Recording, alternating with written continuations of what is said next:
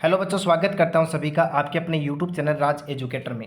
आर्यवचस BSc nursing special biology class 12th NCERT का पहला chapter है पुष्पीय पादपों में लैंगिक जनन, sexual reproduction in flowering plant. बच्चों, इस चैप्टर का आज की इस बेहतरीन ऑनलाइन क्लास में हम पार्ट सेकंड पढ़ेंगे। पहले पार्ट में हमने बहुत सारा डाटा कलेक्ट किया था, जो बच गया वो आज की इस बेहतरीन ऑनलाइन क्लास में पार्ट सेकंड में आपको देखने को मिलेगा। जुड़ते हैं पहले क्वेश्चन के साथ में, और पहला ही क्वेश्चन शानदार मसालेदार आपको मोबाइल स्क्रीन के ऊपर दिखाई दे रहा है। निम्न में से किसने बहुभ्रूणता का अध्ययन किया था? वेरी वेरी इंपॉर्टेंट क्वेश्चन है, 5 स्टार वाला क्वेश्चन बच्चा आपके सामने रखा जा रहा है। आपको आंसर देना है। पंचानन माहेश्वरी होगा, लिवेनहॉक होगा, हेंस्टीन होगा, लेमार्क होगा। 4 ऑप्शन पहले क्वेश्चन के आपको मोबाइल स्क्रीन के ऊपर दिखाई दे रहे हैं। बिल्कुल बहुत जल्दी आपको करेक्ट आंसर के पास में पहुंचना है। बहुत ही शानदार डाटा के साथ में आज फिर से आपके साथ में रूबरू हुआ हूं। तो बच्चों, आपको ध्यान है, ल्यूवेनहॉक नामक वैज्ञानिक ने 1719 में, कब है 1719 में, किस में, संतरे में सबसे पहले किसका अध्ययन किया था? संतरे में सबसे पहले बहुभ्रूणता का अध्ययन किया था। यानी सिट्रस कुल जो है उसके अंदर एम्ब्रियो, ध्यान देना एकदम अच्छी तरीके से, सिट्रस के अंदर बहुभ्रूणता का अध्ययन किया गया था। अब इसी कड़ी में बच्चों बात करते हैं 2 नंबर क्वेश्चन की। बहुत अच्छा क्वेश्चन एक बार फिर से आपके सामने मोबाइल स्क्रीन के ऊपर दिखाई दे रहा है। ये क्वेश्चन तो बोर्ड के एग्जाम में पता नहीं कितनी बार पूछा गया है, और कंपटीशन की दृष्टि से रामबाण साबित होने वाला क्वेश्चन है। 100 परागकणों के निर्माण हेतु कितने अर्धसूत्री विभाजन आवश्यक हैं? 100 होंगे, 50 होंगे, 25 होंगे, 20 होंगे। 4 ऑप्शन है आपके पास में, जल्दी पहुंच जाइए करेक्ट आंसर के पास में। यहाँ आप किस ऑप्शन के पास में पहुंचेंगे ताकि आपका करेक्ट आंसर निकल करके आए? 100 परागकणों के निर्माण हेतु कितने मियोसिस डिवीजन आवश्यक हैं? बिल्कुल बिल्कुल बिल्कुल। देखो बच्चों, आपको ध्यान रखना है, एमएमसी की बात करते हैं, माइक्रो देखो बात करते हैं, या इससे को आप क्या कह सकते हो, पीएमसी भी कह सकते हो। ध्यान देना, एकदम बहुत छोटी सी बात बता रहा हूँ। पीएमसी का मतलब पोलेन मदर सेल है। बिल्कुल क्या है? पोलेन मदर सेल है। ठीक है। अब देखो बात करते हैं, इसके अंदर जब मियोसिस विभाजन होता है तो एक कोशिका से 4 परागकण का निर्माण होता है। तो आपके पास में 100 परागकण, तो निश्चित रूप से इसके अंदर कितने विभाजन होंगे? 25 विभाजन होंगे। तो आप किस ऑप्शन के पास में चले जाएंगे? 3 नंबर ऑप्शन के पास में चले जाएंगे, और अपना सटीक आंसर निकल के आएगा 25। बिल्कुल। तो आपको याद रखना है कि पोलेन मदर सेल के अंदर जब एक बार मियोसिस डिवीजन होता है तो कितने परागकणों का निर्माण होता है? 4 परागकणों का निर्माण होता है। बिल्कुल। अब इसी कड़ी में बच्चों बात करते हैं 3 नंबर क्वेश्चन की। परागकण का अंतःचोल बना होता है। वेरी इंपॉर्टेंट क्वेश्चन एक बार फिर से आपके सामने 5 स्टार वाला मोबाइल स्क्रीन के ऊपर दर्शन दे रहा है। आपको बताना है कि पोलेन ग्रेन का जो इंटाइन होता है, अंतःचोल होता है, वो किसका बना होता है? बच्चा ऑप्शन नंबर 1 में कह रहा है स्पोरोपोलेनिन का, 2 में कह रहा है लिग्निन का, और 3 में कह रहा है पेक्टिन एवं सेलुलोज का, और 4 में कह रहा है सुबेरिन का। 4 ऑप्शन आपको मोबाइल स्क्रीन के ऊपर दिखाई दे रहे हैं। Choose the correct option in this question. इस क्वेश्चन के अंदर राइट ऑप्शन का आपको चयन करना है। बिल्कुल बिल्कुल जल्दी पहुंचना है। बहुत ही शानदार क्वेश्चन एक बार फिर से आपके सामने आया है। जी हाँ, यहाँ पर अपना 3 नंबर ऑप्शन करेक्ट हो जाएगा। यानी परागकण का जो अंतःचोल होता है वो किसका बना होता है बच्चा? ध्यान रखना, पेक्टिन व सेलुलोज का बना होता है। और मैं स्पोरोपोलेनिन की बात करूँ ना, तो स्पोरोपोलेनिन से परागकण का एक जाइन बनता है। यानी कौन सा चोल बनता है? बाह्य चोल बनता है। बिल्कुल आपको याद रखना है। तो 3 नंबर क्वेश्चन का 3 नंबर ऑप्शन सटीक हो जाएगा। अब इसी कड़ी में बात कर लेते हैं 4 नंबर क्वेश्चन की। कितना अच्छा क्वेश्चन एक बार फिर से प्रतियोगिता परीक्षा के लिए रामबाण साबित होने वाला आपको मोबाइल स्क्रीन के ऊपर दिखाई दे रहा है, 5 स्टार वाला। सेमल एवं गुलमोहर में परागण किसके द्वारा होता है? तो बताओ, कीटों के द्वारा होगा, गिलहरी के द्वारा होगा, पक्षी के द्वारा होगा, या फिर चमगादड़ के द्वारा होगा? यहाँ आप किस ऑप्शन के पास में जाने वाले हैं? बिल्कुल बिल्कुल बिल्कुल। यदि आपने फर्स्ट चैप्टर की थ्योरी अच्छी से पढ़ी है तो मुझे विश्वास है कि आप करेक्ट आंसर के पास में बहुत जल्दी पहुंच जाएंगे। सभी विद्यार्थियों को आंसर देना है, क्लास को लाइक और शेयर करने के साथ में आगे बढ़ना है। ये बीएससी नर्सिंग के लिए, आर्यवचस के लिए, और सभी प्रतियोगिता परीक्षा के लिए और बोर्ड एग्जाम के लिए तो रामबाण साबित होने वाली अपनी क्लास है।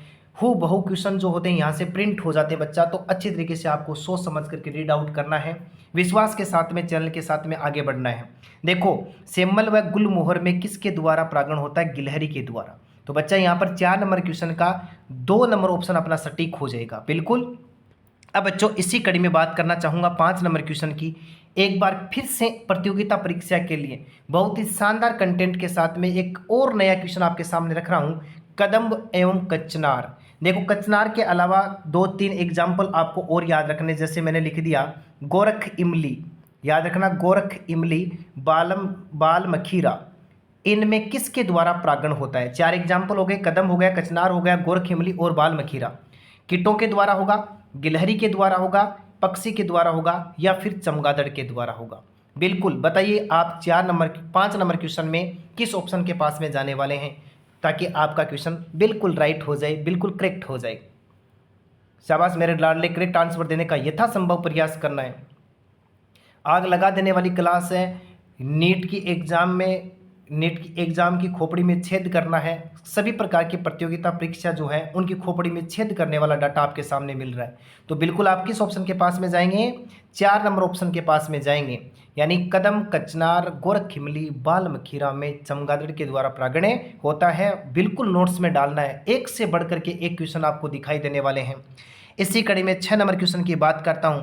देखो कितना अच्छा क्वेश्चन एक बार फिर से मोबाइल स्क्रीन के ऊपर दर्शन दे रहा है। एंजियोस्पर्म आवर्तबीजी पादप में देखो का अंड उपकरण एक एपरेटस किससे मिलकर के बना होता है? एक अंड कोशिका से, 2 सहायक कोशिका से, एक अंड कोशिका, 2 सहायक कोशिका, 3 प्रतिमुखी कोशिका से, या फिर 3 प्रतिमुखी कोशिका से, या फिर 4 नंबर ऑप्शन में क्या कह रहा है? द्वितीयक केंद्रक व अंड कोशिका से।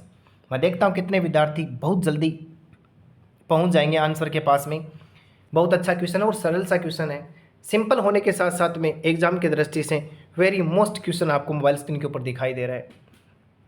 बिल्कुल बिल्कुल 6 नंबर क्वेश्चन में आप किस ऑप्शन के पास में जाने वाले हैं? करेक्ट आंसर आपको निकालना है। बिल्कुल बिल्कुल शाबाश मेरे लाडले, आपको जाना होगा 1 नंबर ऑप्शन के पास में। किसके पास में जाना होगा? 1 नंबर ऑप्शन के पास में होगा, यानी एक अंड कोशिका और 2 सहायक कोशिका मिलकर के जिस समुच्चय का निर्माण करते हैं उसे अंड उपकरण के नाम से जानते हैं, अंड समुच्चय के नाम से जानते हैं, एक एपरेटस के नाम से जानते हैं। बिल्कुल स्क्रीनशॉट लेते हुए नोट्स में डालना है। अब इसी कड़ी में बात कर लेते हैं 7 नंबर क्वेश्चन की। परागकण किसका प्रतीक है? एक बार फिर से कितना शानदार क्वेश्चन आपको दिखाई दे रहा है। परागकण जो होता है वो किसका प्रतीक होता है? देखो मेल गेमेटोफाइट का होता है, और लघु बीजाणुधानी का होता है, और फीमेल गेमेटोफाइट का होता है, या फिर पुंकेसर का होता है। नर युग्मकोद्भिद, लघु बीजाणुधानी, मादा युग्मकोद्भिद या फिर पुंकेसर? बिल्कुल बिल्कुल बिल्कुल बिल्कुल बिल्कुल दीजिए करेक्ट आंसर। 7 नंबर क्वेश्चन में आप किस ऑप्शन के पास में जाने वाले हैं? बहुत अच्छा क्वेश्चन देख पा रहे हैं। हाँ देखो आपको जाना होगा 1 नंबर ऑप्शन के पास में। परागकण जो होता है वो मेल गेमेटोफाइट का प्रतीक होता है, नर युग्मकोद्भिद को प्रदर्शित करने का काम करता है। बिल्कुल, तो 7 का 1 नंबर ऑप्शन अपना करेक्ट हुआ। इसी कड़ी में बच्चों 8 नंबर क्वेश्चन की बात करते हैं। प्राथमिक भ्रूणपोष केंद्रक होता है। देखो प्राथमिक भ्रूणपोष केंद्रक होता है, यानी प्राइमरी एंडोस्पर्म न्यूक्लियर होता है। क्या होता है भाई? एन होता है, 3n होता है, 2n होता है, 4n होता है। बिल्कुल जल्दी जल्दी आंसर देना है। अच्छी तरीके से आपने ये थ्योरी वाला चैप्टर पढ़ा है तो बिल्कुल निकाल लेंगे। प्राथमिक भ्रूणपोष केंद्रक होता है, किस ऑप्शन के पास में जाने वाले हैं? देखो बात करते हैं डबल फर्टिलाइजेशन में। हमने एक बात जानी थी द्विव निषेचन के अंदर। देखो द्विव निषेचन के अंदर हमने क्या पढ़ा था कि परागनलिका जैसी बीजांड में प्रवेश करती है तो उसके अंदर 2 नरयुग्मक होते हैं। एक नरयुग्मक अंड कोशिका के साथ में जुड़ता है, जैसे सत्य निषेचन होता है, यानी जाइगोट का निर्माण होता है। और एक नरयुग्मक जो होता है वो ध्रुवीय इकाई के साथ में, यानी द्वितीयक केंद्र के साथ में संलयित हो जाता है, जिसे त्रिसंलयन के नाम से जानते हैं, और जिसके फलस्वरूप त्रिगुणित प्राथमिक भ्रूणपोष केंद्रक का निर्माण होता है। तो बिल्कुल यहाँ पर आप किस ऑप्शन के पास में जाने वाले हैं? 2 नंबर ऑप्शन के पास में जाने वाले हैं, यानी प्राथमिक भ्रूणपोष केंद्रक त्रिगुणित होता है। कैसा होता है? त्रिगुणित होता है। और किसके दौरान बनता है? त्रिसंलयन के दौरान बनता है। अब देखो बात करते हैं बच्चों 9 नंबर क्वेश्चन की, जो आप मोबाइल स्क्रीन के ऊपर देख पा रहे हैं। पुष्पीय पौधों के भ्रूणकोश में कितने केंद्रक होते हैं? वेरी वेरी इंपॉर्टेंट, एक बार फिर से शानदार मसालेदार क्वेश्चन का आप दर्शन कर रहे हैं। पुष्पीय पौधों में भ्रूणकोश की बात कर रहा है। देखो ध्यान देना, बहुत अच्छा क्वेश्चन है। यानी भ्रूणकोश में कितने केंद्रक होते हैं? 5 होते हैं, 4 होते हैं, 7 होते हैं, या फिर 8 होते हैं? बिल्कुल बिल्कुल देखो डायग्राम के माध्यम से समझने का प्रयास करते हैं। भ्रूणकोश का जब नामांकित चित्र बनाते हैं, 3 कोशिका ऊपर आती है जिन्हें एंटीपोडल सेल के नाम से जानते हैं, यानी प्रतिमुखी कोशिका के नाम से जानते हैं। 2 बीच में केंद्रक यहाँ पर हैं, देखो ध्रुवीय इकाई या द्वितीयक केंद्रक के नाम से। एक अंड कोशिका और 2 सहायक कोशिका। अब देखो आप काउंट कर सकते हैं तो कितने केंद्रक आपके सामने हैं। इस प्रकार के भ्रूणकोश को पोलीगोनम प्रकार का भ्रूणकोश कहते हैं, क्योंकि स्टोर्सबर्गर नामक वैज्ञानिक ने सबसे पहले पोलीगोनम पादप में इस प्रकार के भ्रूणकोश का अध्ययन किया था, जो 8 केंद्रक वाला है। कितने केंद्रक वाला है? 8 केंद्रक वाला है और 7 कोशिका वाला है। तो बिल्कुल 9 नंबर क्वेश्चन में अपना 4 नंबर ऑप्शन सटीक हो गया। अब बच्चों इसी कड़ी में बात कर लेते हैं 10 नंबर क्वेश्चन की। पुष्पीय पौधों में नर युग्मक किसके विभाजन से बनता है? वेरी इंपॉर्टेंट, बहुत ही शानदार कंटेंट है। और यदि सरल है तो दीजिए करेक्ट आंसर। आप किस ऑप्शन के पास में पहुंचेंगे? जनन कोशिका, कायिक कोशिका, लघु बीजाणु मात्र कोशिका, लघु बीजाणु। 4 ऑप्शन दिखाई दे रहे हैं आपको 10 नंबर क्वेश्चन के अंदर। बिल्कुल बिल्कुल जल्दी पहुंचने का प्रयास कीजिएगा। बहुत ही शानदार कंटेंट के साथ में हम धीरे धीरे आगे बढ़ रहे हैं। एक से बढ़ करके एक क्वेश्चन आपको मोबाइल स्क्रीन के ऊपर दिखाई दे रहे हैं। तो बच्चों आपको बिल्कुल डेफिनेटली ध्यान होना चाहिए। पुष्पीय पौधों में नर युग्मक की यदि मैं बात करूं, मेल गेमेट की यदि मैं बात करूं, तो वो किसके विभाजन से बनता है? यानी जनन कोशिका के विभाजन से बनता है। किसके विभाजन से बनता है? जनन कोशिका के विभाजन से बनता है। तो 10 नंबर क्वेश्चन का अपना 1 नंबर ऑप्शन सटीक हो जाएगा।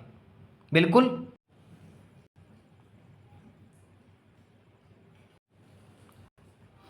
तो देखो यहाँ पर क्या हो जाएगा, अपने पास में जनन कोशिका हो जाएगा। मैं रिपीट कर रहा हूँ दोबारा 10 नंबर क्वेश्चन के बारे में। अब इसी कड़ी में देखो बात करते हैं, बिना निषेचन के फल का विकास होता है। तो आपको बच्चों ध्यान रखना है, इसके अंदर क्या हो जाएगा? अनिषेक जनन होगा, अनिषेक फलन होगा, असंग जनन होगा या फिर ओलोपतीज होगा। यहाँ पर आपको करेक्ट आंसर देने का प्रयास करना है। इस क्वेश्चन में आप किस ऑप्शन के पास में जाने वाले हैं? बिल्कुल बिल्कुल बहुत अच्छा क्वेश्चन मोबाइल स्क्रीन के ऊपर आप देख पा रहे हैं। देखो बिना निषेचन के फल का विकास होना क्या कहलाता है? अनिषेक फलन कहलाता है। बिल्कुल। अब आपको कमेंट में ये बताना है कि अनिषेक फलन का कोई एग्जाम्पल बताइए। देखो कुछ एग्जाम्पल मैं बताता हूँ, जैसे केला है, संतरा है, नींबू है, अनानास है, पपीता है। इनके अलावा कोई एक आपको बताना है। अब इसी कड़ी में बात कर लेते हैं 12 नंबर क्वेश्चन की। प्रांकुर चोल किसकी विशेषता है? द्विबीजपत्री भ्रूण की है, एक बीजपत्री भ्रूण की है, या फिर अनिषेक फलन की है, या फिर भ्रूणपोष की है। यहाँ पर आपको दिखाई दे रहे हैं 4 ऑप्शन। दीजिए करेक्ट आंसर। आप 12 नंबर क्वेश्चन में किस ऑप्शन के पास में जाने वाले हैं? तो बिल्कुल यहाँ आप पहुँच गए हैं एक बीजपत्री भ्रूण के पास में, यानी 2 नंबर ऑप्शन अपना सटीक हो जाएगा। अब देखो कुछ फिल इन द ब्लैंक्स की बात करते हैं। देखो बात करते हैं, त्रिशल्यन के फलस्वरूप भ्रूणपोष विकसित होता है। मैं फिल इन द ब्लैंक्स का आंसर साथ में डाला हूँ, सिर्फ आपको रीड आउट करना और सुनना और समझना है, क्वेश्चन को याद करना है। ये बोर्ड के एग्जाम में 2024 वाले सत्र में, यानी जो पिछला पेपर हुआ था उसमें ये पूछा गया था, क्वेश्चन था फिल इन द ब्लैंक्स। ये पूछा गया त्रिशल्यन के फलस्वरूप खालिस्तान विकसित होता है। तो आपको ध्यान रखना है भ्रूणपोष का विकास होता है। इसी कड़ी में बच्चों बात करते हैं सेकंड की। तो देखो क्या कह रहा है, परागकण को द्रव्य नाइट्रोजन में -196 डिग्री सेंटीग्रेड, ध्यान देना वेरी इंपॉर्टेंट है, -196 डिग्री सेंटीग्रेड तापमान पर कई वर्षों तक भंडारित करना संभव है। तो इस प्रकार का fill in the blanks exam में पूछा जा सकता है। फिर देखो इसी कड़ी में बात करते हैं 3 नंबर की। परागकण के बाह्य चोल में सुस्पष्ट द्वारक या रंध्र होता है, जिन्हें किसके नाम से जानते हैं? तो आपको ध्यान रखना बच्चा, जिसको किसके नाम से जानते हैं? जर्मपोर के नाम से जानते हैं, यानी जनन छिद्र के नाम से जानते हैं। इसी कड़ी में देखो 4 नंबर, घास में किसके द्वारा परागण होता है? तो वायु के द्वारा परागण होता है। इसी प्रकार से 5 नंबर देख लो, बिना निषेचन फल का विकास। तो थोड़ी देर पहले हम पढ़ के गए थे, क्या कहलाता है? अनिषेक फलन कहलाता है। एक से बढ़कर के एक question fill in the blanks के रूप में डाले मैंने, ताकि आपका ये चैप्टर अच्छी तरीके से क्लियर हो जाए। अब देखो बच्चों एक बात पढ़ते हैं, भ्रूण का निष्क्रिय दशा में, कंडीशन में प्रवेश कर जाना क्या कहलाता है? ये आ सकता है एग्जाम में फिल इन द ब्लैंक्स। तो आपको ध्यान रखना बच्चों, जिसको किसके नाम से जानते हैं? प्रसुप्ति के नाम से जानते हैं। बिल्कुल। जब बीज सूख जाता है, शुष्क हो जाता है, जल की कमी हो जाती है, तो उसकी सामान्य उपापचय क्रियाएं जो होती हैं वो मंद पड़ जाती हैं, जिसके कारण से वो कौन सी दशा में प्रवेश कर जाता है? निष्क्रिय दशा में, जिसको किसके नाम से जानते हैं? प्रसुप्ति के नाम से जानते हैं। अब इसी कड़ी में देखो 7 नंबर, सामान्यतः एक बीज में एक भ्रूण होता है। सुनना, पॉइंट को सुनना, सामान्यतः एक बीज में एक भ्रूण होता है, लेकिन कुछ पौधे ऐसे होते हैं जिनके बीज में एक से अधिक भ्रूण पाया जाता है। तो जिसको किसके नाम से जानते हैं? बहुभ्रूणता के नाम से जानते हैं। बिल्कुल। अब देखो इसी कड़ी में बात कर लेते हैं 8 नंबर की। आवर्तबीजी पादपों के नर युग्मक जनन कोशिका के विभाजन से बनते हैं। ध्यान रखना, यह आ सकता है कि नर युग्मक किससे बनते हैं? तो आपको ध्यान रखना होगा जनन कोशिका के विभाजन से बनते हैं। अब देखो 9 नंबर, भ्रूणकोश किस में स्थित होता है, तो आपको ध्यान देना है किस में स्थित होता है, बीजांड में स्थित होता है। इसी कड़ी में 10 नंबर की बात करते हैं, आवर्तबीजी पादपों में कार्यशील गुरु बीजाणु से भ्रूणकोश विकसित होता है। देखो एक बार फिर से, आवर्तबीजी पादपों के अंदर गुरु बीजाणु बनते हैं 4, कितने बनते हैं 4, और चारों के चारों रेखीय क्रम में व्यवस्थित होते हैं। लेकिन इसके बाद में 3 तो हो जाते हैं नष्ट और एक बचता है, जिसको कार्यशील गुरु बीजाणु के नाम से जानते हैं, सक्रिय गुरु बीजाणु के नाम से जानते हैं। और ये सक्रिय गुरु बीजाणु धीरे धीरे किस में बदल जाता है, भ्रूणकोश में बदल जाता है। और भ्रूणकोश पुष्पीय पादपों के अंदर या पुष्प के अंदर मादा युग्मकोद्भिद का काम करता है, फीमेल गेमेटोफाइट का काम करता है। अब बच्चों इसी कड़ी में देखो बात करते हैं 11 नंबर की, बहुत ही शानदार लाइन है और एग्जाम की दृष्टि से बिल्कुल रामबाण साबित होने वाली है इस बार। एक अकेले गुरु बीजाणु से भ्रूणकोश बनने की विधि को किसके नाम से जानते हैं, तो आपको ध्यान रखना होगा एक बीजाणुज विकास के नाम से जानते हैं, बिल्कुल, यानी मोनोस्पोरी डेवलपमेंट के नाम से जानते हैं। अब इसी कड़ी में देखो पार्थेनियम या गाजर घास या यहाँ पर चिनोपोडियम आ सकता है, यहाँ पर ज्वार आ सकता है, कि जो परागकण होते हैं ना बच्चा, वो किसके कारक माने जाते हैं, एलर्जी के कारक माने जाते हैं। तो बिल्कुल आपको याद रखना, पार्थेनियम, गाजर घास, चिनोपोडियम के परागकण एलर्जी कारक होते हैं। इसी कड़ी में बात करते हैं 13 नंबर की, तो देखो आर्कटिक टुंड्रा से प्राप्त बीज किसके थे, तो आपको ध्यान रखना ल्यूपाइन के थे, या फिर देखो इसकी जगह क्या लिखोगे, ल्यूपिनस आर्कटिकस के थे। पूरा नाम मैं लिखना चाहूँ तो ल्यूपिनस आर्कटिकस के बीज थे, जो आर्कटिक टुंड्रा प्रदेश के खनन से प्राप्त हुए थे। अब देखो बच्चों इसी प्रकार से अगले की बात करते हैं, तो 14 नंबर में देखो क्या होता है कि बीजावरण का विकास किससे होता है, अध्यावरण से। तो फिल इन द ब्लैंक्स आ सकता है कि बीजावरण का विकास फिल इन द ब्लैंक्स से होता है, तो आपको बच्चों वहाँ पर रखना होगा अध्यावरण से होता है। किससे होता है, अध्यावरण से। अब इसी कड़ी में देखो परागकण के टेपिटम का कार्य बताओ, परागकण में टेपिटम का काम क्या होता है, तो आपको ध्यान रखना होगा, देखो किसका काम करेगा, ये पोषण प्रदान करने का काम करता है।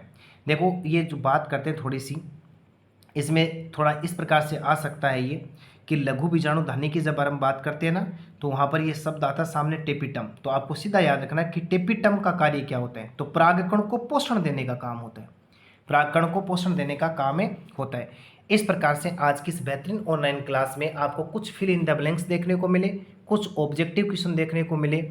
ये पहला जो चैप्टर होता है इसमें से बहुत सारे क्वेश्चन बनते हैं जो एग्जाम की दृष्टि से मोस्ट है। इसी प्रकार की बेहतरीन ऑनलाइन क्लास में फिर मिलेंगे, तब तक के लिए धन्यवाद।